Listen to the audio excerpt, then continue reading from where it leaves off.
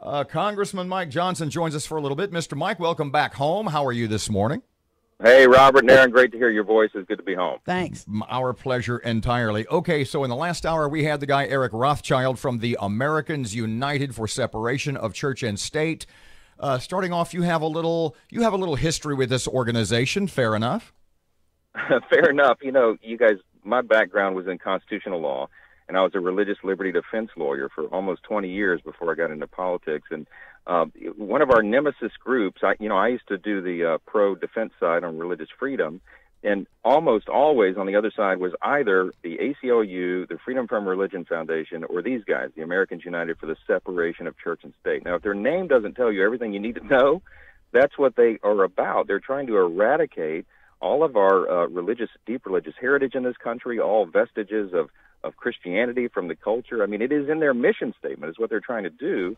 And I listened to Eric Rothschild's interview with you a little while ago, and you know he sounds reasonable and very calm in his demeanor and all that. But look, there's a real motive behind what the organization is about, and they just need to be honest about it. I mean, they want to remove all references to religion from the public square, and the public schools are always in their crosshairs. I had asked him, I think, what was the last case you turned down? Can you think of one?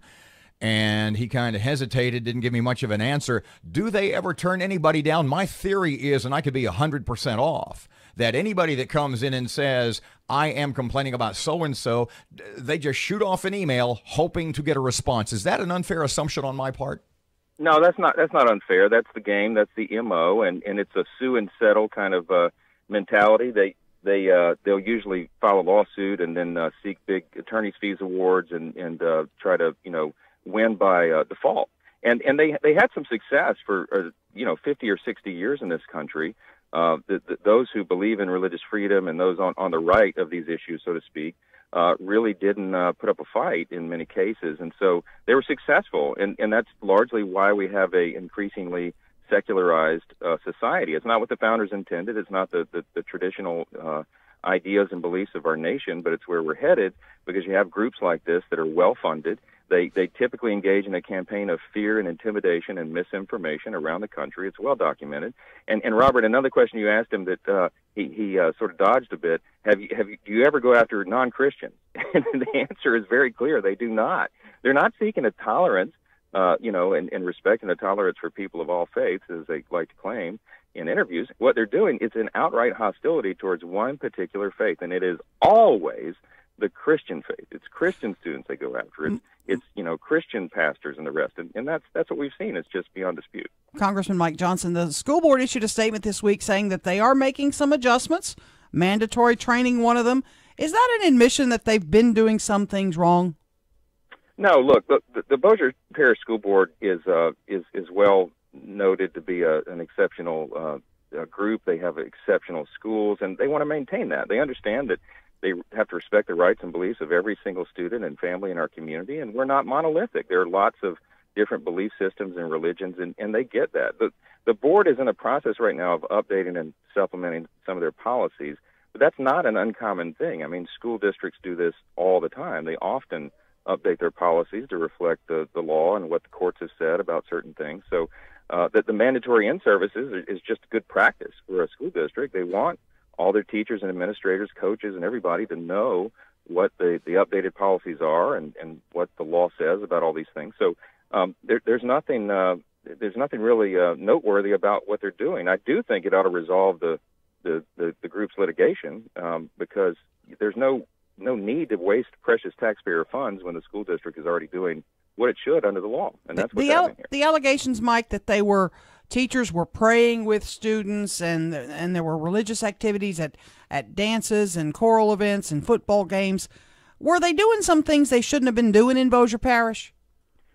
Look, every school district in America has teachers and coaches and administrators and people who believe fervently in their students. They believe in and respect their rights, and they also have their own cherished beliefs. And daily, every day, lines are crossed, but it's not an intentional thing. It's not a pattern.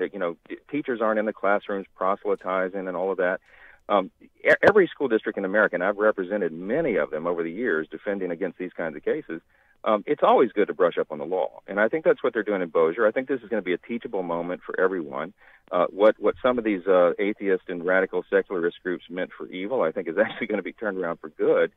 You've heard about this big event coming up on April 8th. Mm-hmm. There's a website, istandwithbossier.com, where everyone can go and get all the details. But there's a big community-wide rally. They call it the Freedom Student Summit, where Jeff Landry, Attorney General, and I and others are going to be on the stage there helping everyone understand what the law is, where the parameters are. I think that's going to be a good thing for the community. And at the end of the day, Aaron, what it's going to do is educate and inspire and equip students to stand for their rights. This is about the most precious freedom we have, religious liberty. It's the first freedom listed in the Bill of Rights. There's a reason for that. The founders understood how essential it is to who we are as Americans, but more fundamental than that, who we are as human beings. And we're going to remind the students they have those rights. Even if you happen to be on a public school campus, you have your full array of freedoms under the First Amendment, and they need to exercise it, and I think they're going to. Mr. Mike, you've been home the last couple of days, a couple of town halls here and there. What's on people's minds? I would think Florida. Anything else, or would you like to talk about that a little bit? Yeah, sure. No, I had 2 town halls and several events yesterday. We've got more today. I'm headed over to Homer today for a town hall. We're going up to Union Parish to Farmerville. Look, wherever we are in the district, everybody's talking about the same things. It's on their minds. I mean, yes, they're concerned about safety in schools, and we have lots to discuss about that. But there's lots of good news right now. There's a great feeling out in the country and all over the 4th Congressional District.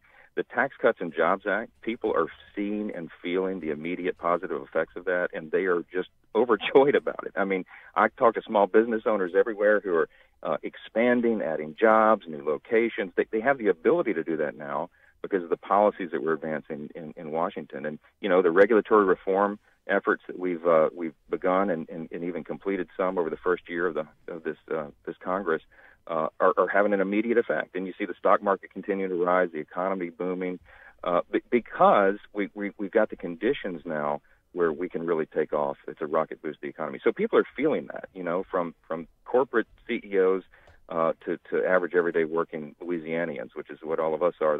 We feel it, and it's a great thing, and it's fun to do town halls because we can talk about all that. Congressman Mike Johnson, thanks so much for your time this morning. Hey, thank you all. Appreciate what you do.